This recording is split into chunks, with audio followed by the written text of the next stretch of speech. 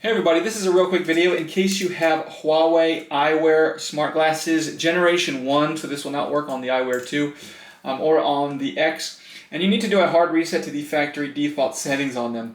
Now, you're going to want to do this for one of two reasons. The first one is troubleshooting. If you're having any issues with these glasses, like not connecting or not pairing or not syncing with the app, or if they just seem to be not responding, a hard reset can fix a lot of these issues. Also, if you just want to set these glasses up as a new set of glasses, we can just go ahead and wipe everything off of them and get a fresh start. So on these Generation 1 glasses, we just need to make sure they're charging.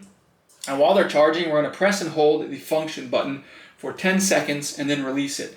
And we'll just wait for the indicator to flash white, which will tell us that the restoration to the factory settings has been completed. And then we can just go ahead and set these glasses up like we're setting up a brand new pair of glasses. Thanks a lot for watching. Have a great day.